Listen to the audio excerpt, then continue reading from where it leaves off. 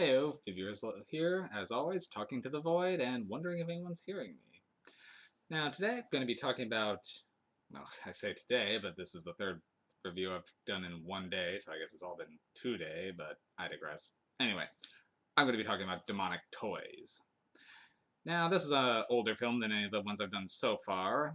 Right now, throughout this month, I'm trying to go back and see movies that I've been meaning to see or just never got around to, and Demonic Toys has been one of them. It's by Full Moon Entertainment. If you know what that means, it has a certain, I don't know if I should say stigma or reputation might be a better word.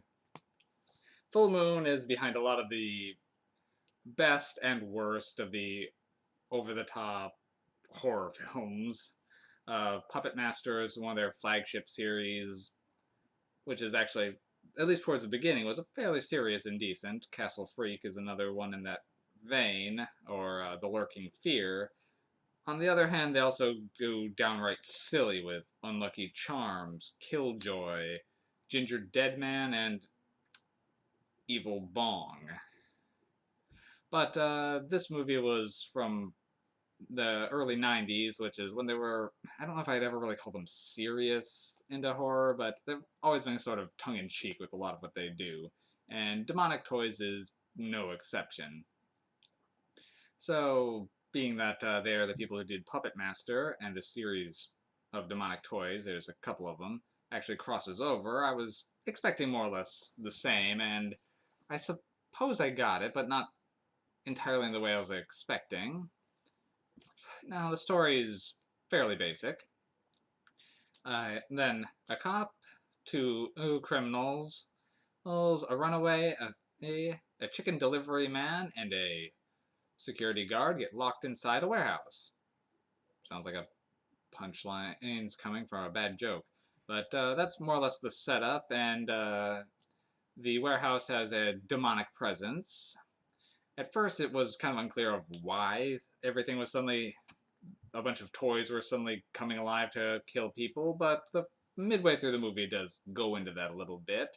But again, it's a little far-fetched. Apparently, this demon has been trying to be born into our world in mortal form for some time, but 60 some years ago it messed up and now has just gotten enough power to start trying again. And as one of the convicts gets killed, his blood energizes the demon, who then uses his powers to animate a series of toys to kill more people and eventually try to take over the unborn child of the cop who is pregnant.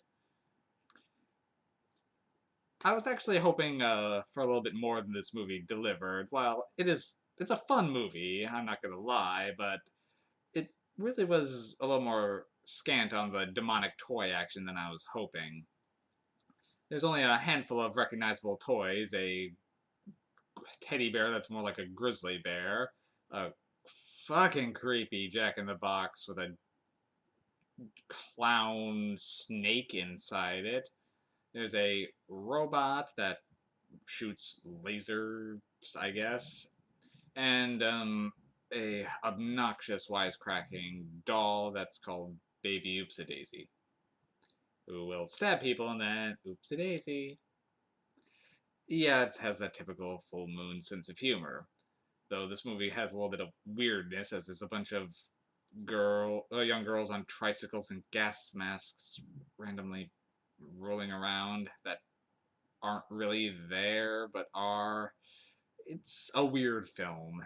While the gore effects and the creature effects are neat, they are clearly pretty low budget, which is fairly typical for Full Moon.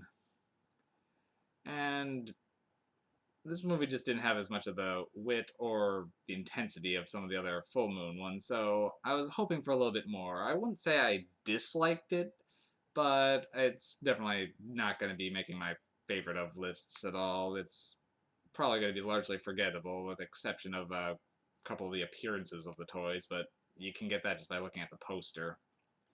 There's not really too much to say about this movie, really. There's nothing really standoutish about it, except for one of the main leads acting was pretty bad. It's just for the younger guy who was delivering some chicken to the security guard when he got locked in. I guess KFC delivers now. Anyway, his delivery was when he was just hanging out with the security guard, it was fine, but when he's stressed and trying to bark orders or demand to get out of here, he was just yeah, it's a little bit of cringy acting there. Not really much else to talk about on this one. I was hoping to have more to say about this one. I really was. Full Moon, I enjoy a lot of their movies, but this one just didn't have any. It just felt kind of slapdash. Like they wanted to have something.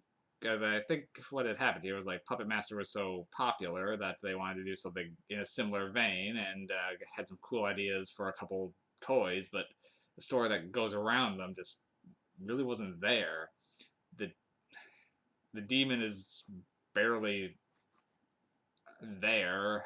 Well, he is, but the fact that it's one demon controlling all the toys, despite the toys also seeming to have their own personality, was a little seemed to go back and forth on where they're trying to take it, and the ending just sort of doesn't completely add up as the cop was dreaming about this before it happened, and then when a figure from her dream comes out to save her, it's in the form of a toy soldier.